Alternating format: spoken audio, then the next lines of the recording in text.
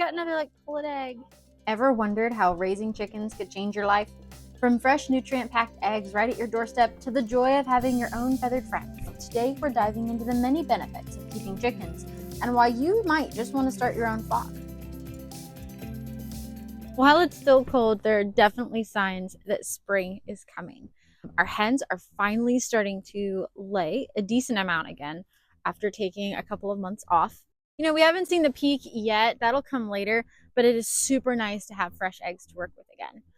Water glassing is our preferred way of preserving eggs. We don't quite have enough excess to water glass yet, and once we are doing that, we'll be sure to make a video on that as well.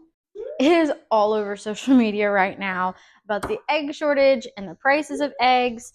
You know, many people are looking for people who have excess eggs with backyard chickens just because the store prices have gotten so unmanageable.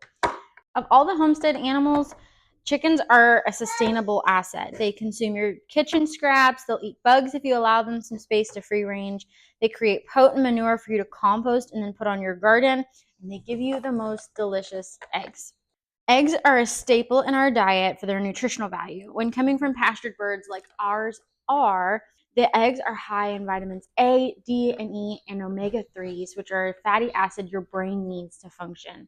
We also have some other videos about chickens, including a video on our chicken coop and how we ferment the feed for our chickens. And so I'll be sure to drop those links in the description. So with all this craziness going on with eggs and egg prices, is it beneficial to go through the effort of raising your own chickens? And my answer would be yes. They are more work than some other animals. Like I saw recently, someone pointed out that cows are really more hands-off than even chickens are. However, they're a great starting point for new homesteaders who aren't used to this lifestyle. And there's some other things you can do to make managing chickens even easier. Commercially raised eggs are problematic for multiple reasons. But one of the biggest reasons is that the birds are not kept in a healthy environment. They're squashed together. You know, even your cage-free eggs, those hens are not living under much better conditions. So when you own the chickens, you're in control of their environment. And that's one of the reasons that a pasture-raised egg is so much more nutritious, because they have access to sunshine, fresh bugs, pasture. They're given fermented feed. We control their environment here, and that's one of the reasons it makes them so nutrient dense. Many of the conventional systems are very broken. Like one of the reasons there's even an egg shortage right now is because this time of year, chickens aren't laying as well because they need a specific amount of sunlight to lay eggs. As the days are starting to get longer now, they're starting to come out of hibernation, and so we're now starting to see an influx of eggs, but not quite enough yet to preserve. So the other thing I wanted to share with you is how we use these eggs now that they're starting to come in more. We have 3 favorite ways to use up eggs, and the first is going to be very simple but delicious. It's breakfast casserole.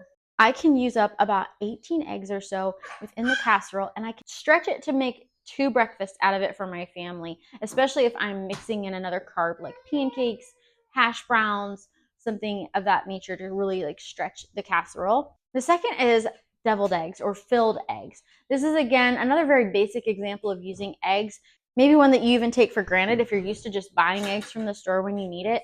But for us, when you live seasonally off your land, when spring is coming in, this is the time to be enjoying those extra luxuries again, like filled eggs. After coming out of a couple months where we were really having to ration our egg use and get eggs off of friends, there's nothing quite like getting to experience the abundance and luxury of having extra eggs on your farm again. So the third thing I really like to make with my eggs as they are starting to pile up again would be chocolate pudding. And I like to use the whole egg for this, not just egg yolks. And the way I make it is I will scramble my egg whole and cook them until they are just cooked through. And then I'll take some milk and a sweetener of choice, a little bit of salt, and I will blend it up until it is, and add milk until it's the consistency I'm looking for. We prefer a thicker pudding, but you could make it thinner if that's something you prefer. It's the perfect protein-packed snack with healthy fats in it to get you through the rest of your afternoon, or as a morning snack to help you make it to lunchtime. So how much work actually goes into having chickens? There are some things you need to consider. If we're going to talk about the benefits, it's only fair that we talk about the cons as well.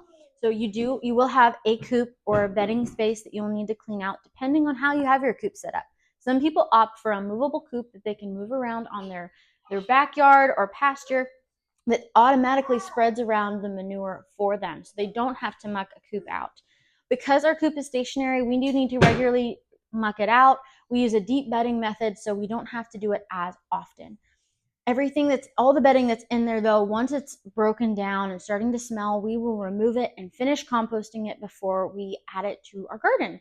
So that way it's not too hot and it won't burn our plants in the spring.